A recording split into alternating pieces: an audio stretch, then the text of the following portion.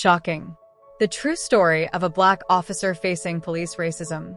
Stay until the end to discover why this story is so important and how it can inspire change in our society. Judge Jamal Hayes was drumming his fingers on the steering wheel, humming along to the jazz softly playing through his car speakers. The leather seats of his new Mercedes still held that fresh car smell he loved so much. As he drove down Maple Avenue, lined with sprawling mansions and well-maintained lawns, he couldn't help but feel a sense of pride. After years of hard work, he had finally made it to this exclusive neighborhood. His peaceful driving came to an abrupt halt when red and blue lights flashed in his rearview mirror. Jamal furrowed his brow as he stopped, wondering what he might have done wrong. He had been driving well below the speed limit, enjoying the scenery. Officer Karen Michaels approached the driver's side window, her hand resting on her holster. "License and registration," she demanded with a sharp and stern tone. Jamal complied, reaching for his wallet. "Can I know what the problem is, officer?" Officer Michaels ignored his question, snatching the documents from his hand. Her eyes narrowed as she examined them and then looked back at Jamal. "Get out of the vehicle, sir." Jamal's confusion turned to disbelief. "I don't understand what's happening. I told you to get out of the vehicle now." Officer Michaels' hand tightened on her holster. Jamal's heart raced, but he kept his voice calm and firm. "Officer, I am Judge Jamal Hayes. This is my car, and I live just a few blocks away. There must be some misunderstanding." Officer Michaels cut him off, reaching for her handcuffs. Jamal's mind raced. He knew his rights, he knew the law better than most, but at that moment, none of that seemed to matter. The weight of generations of injustice pressed down on him, threatening to crush his spirit. But Jamal Hayes was not a man easily broken. "Officer Michaels," he said firmly, "before you do something you might regret, I suggest you call your superior. I'm sure they would be very interested to know that you're about to arrest a federal judge without probable cause." Officer Michaels hesitated, her hand on the handcuffs. "You expect me to believe you're a judge?" Jamal replied, "I expect you to do your job correctly, which includes verifying my identity before making an unjustified arrest. Call your superior now." Something in his tone must have made her doubt. Officer Michaels took a step back, her confidence wavering. She reached for her radio, her eyes never leaving Jamal as they awaited a response. Tension crackled in the air. Jamal could feel the stares of his neighbors on him. He could almost hear the whispers behind closed doors. He had fought so hard to get here, to prove he deserved respect and admiration, and now, in a matter of minutes, he had been reduced to a suspect in the eyes of those who should have been his peers. The radio was activated, and a gruff voice was heard. "Michaels, what's the situation?" Officer Michaels explained, her voice growing less confident with each word. When she finished, there was a long pause. "Michaels, stop immediately. Judge Hayes is a respected member of the community. I'm on my way." The color drained from Officer Michaels' face as she lowered her radio. She looked at Jamal, a mix of confusion and shame in her eyes. "I'm sorry, Your Honor. It seems there was a misunderstanding." Jamal straightened his jacket, his dignity intact despite the ordeal. "A misunderstanding? Is that what we're calling racial profiling these days?" Officer Michaels, before she could respond, approached another police car. A tall, older man with salt and pepper hair exited the vehicle. Captain Roberts, the head of the local precinct, called out as he approached. "I can't apologize enough for this incident. Rest assured, we will get to the bottom of this." Jamal nodded, his mind already racing with the implications of what had just happened. This wasn't just about him, but about every person of color who had been unjustly accused, every life ruined by unchecked prejudice. As Captain Roberts moved to reprimand Officer Michaels, Jamal made a decision that would change not only his life, but the lives of countless others. "Captain," Jamal said, his voice laden with the weight of his position, "I would like to speak with you and Officer Michaels, not as a victim, but as someone who believes we can turn this unfortunate incident into an opportunity for growth and change." Captain Roberts looked at him with surprise and respect. "Of course, Your Honor. Whatever you need."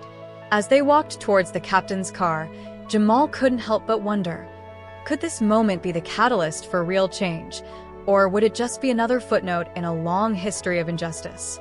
Little did he know, this was just the beginning of a journey that would challenge everything he thought he knew about justice, prejudice, and the power of one person to make a difference. "Captain Jamal," he said upon reaching the car, "I believe we need to have a serious conversation about the state of the police in this community. Do you agree?" Captain Roberts nodded solemnly. "I think you're right, Judge Hayes. This incident has opened my eyes to issues I thought we had addressed." Jamal took a deep breath, his gaze sweeping over Captain Roberts and Officer Michaels, who was nearby, her face a mix of shame and defiance. "Let's start by acknowledging the elephant in the room. This wasn't just a simple misunderstanding. It was a clear case of racial profiling." Officer Michaels opened her mouth to protest, but Captain Roberts raised his hand, silencing her. "Go ahead, Judge. What happened here today is a symptom of a much larger problem," Jamal continued. "It's not just about one officer or one incident, but about a system that perpetuates bias and prejudice, often unconsciously." As Jamal spoke, a small crowd began to gather at a respectful distance. Neighbors who had witnessed the incident from behind their curtains were now in their yards, drawn by the presence of the police and Judge Hayes' dignity. "I propose we use this incident as a catalyst for change," Jamal said, his voice resonating in the quiet street. "Not through punishment or public shaming, but through education and understanding." Captain Roberts raised an eyebrow. "What exactly are you suggesting, Judge?" Jamal turned to look directly at Officer Michaels. "Officer, I'm not interested in seeing you lose your job. That wouldn't solve anything. Instead, I want to invite you to spend a week shadowing me in my courtroom." Officer Michaels blinked in surprise. "Your Honor, I would see firsthand the challenges people of color face in our justice system." Jamal explained, "You will witness the impact of unconscious bias in sentencing, jury selection, in every aspect of the legal process." Captain Roberts nodded slowly. "It's an interesting proposal, Judge, but I'm not sure our department has the resources for that." "I will make it happen," Jamal interrupted. "I'll speak to the police chief myself if necessary. This is too important to let bureaucracy stand in the way." As they spoke, their neighbor, Mrs. Thompson, approached cautiously. "Judge Hayes, everything is okay. We saw what happened, and we're all quite surprised." Jamal turned to her with a warm smile. "Everything is okay, Mrs. Thompson. In fact, I believe something good can come out of this unfortunate incident." An idea sparked in Jamal's mind. He looked back at Captain Roberts.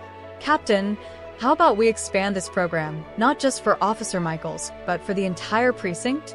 In return, I and other judges could spend time with your officers, gaining a better understanding of the challenges they face daily." Captain Roberts' eyes widened. "That's ambitious, Judge, but I see the potential benefits."